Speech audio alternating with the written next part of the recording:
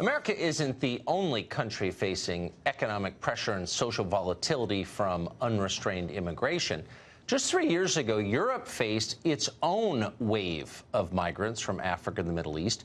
The German Chancellor Angela Merkel responded to this by accepting nearly 1 million migrants in a single year. Adjusted for population, that would be like this country taking in 4 million in just 12 months.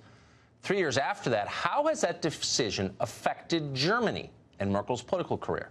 Richard Grenell is the current U.S. ambassador to Germany, and he joins us tonight. Ambassador, thanks very much for coming on. Of course. Thanks for having me, Tucker. So you're starting to see even figures on the left, John Kerry and Hillary Clinton most prominently, but others, rethinking the political fallout from Merkel's decision to do that in Germany. From where you sit, what was the effect of letting in those migrants? Well, first of all, let's talk about the political effect. There was no plan in place, so the policy really fell apart. Chancellor Merkel and many in Germany had big hearts. They wanted to do something, but there wasn't a plan. And so even Chancellor Merkel now, all these years later, has agreed that there was no plan, and therefore the entire policy kind of fell apart because it wasn't implemented with hardcore security measures and follow-up. So from the political standpoint, next week, Chancellor Merkel is giving up her chairmanship of the party. There are 3 other people running, and the top issue, one of the top issues, is migration and her handling of migration. So politically, I would say that it really toppled her and has forced her now to give up the chairmanship of a party that she once ran with a very strong arm. What's so interesting watching Germany from here is how the German press and its cultural leaders responded. So this was 3 years ago, and it was immediately obvious that a lot of ordinary Germans didn't like it, and that it was causing the crime rate to go up, and that it was causing economic pressure on ordinary Germans. But people weren't allowed to say that for a number of years in public, or am I misreading it?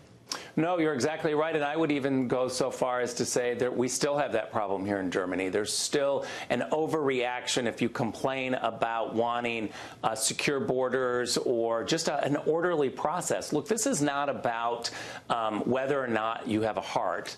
This is about whether or not you have a plan. And we in the United States know that 1 million people a year get U.S. citizenship.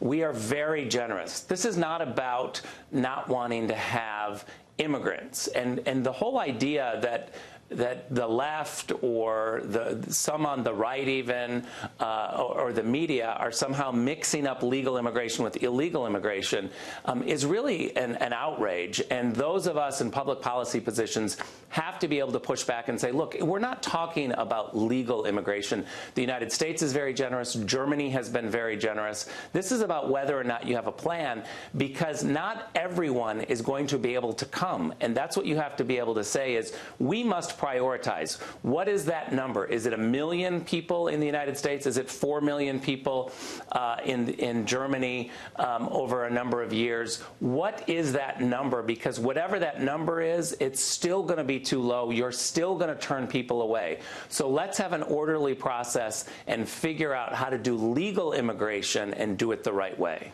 Are people, because I think that's what we need in the United States, is an honest adult conversation about what we can afford, what's good for our country, and what the next 100 years looks like demographically.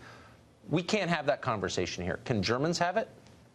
Look, I think the United States is having a better conversation than the Germans, to be honest.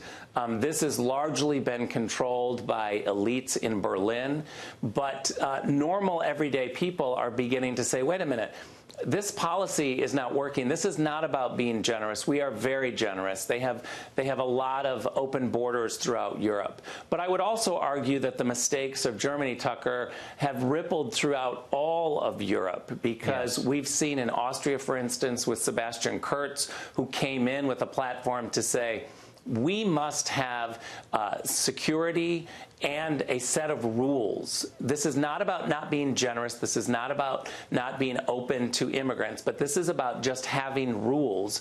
And once he established the fact that he wanted rules, Sebastian Kurz won in a very big way and is now becoming very popular throughout Germany. Yes. So while some in the media in Germany will try to push this into saying, well, you're a radical far-right person, the reality is that normal everyday Germans and Europeans are clamoring for leaders who want to have safe and secure borders in an orderly process. Right. Well, if they want to create radicals, they should keep lying to the population, because that's what they're going to get.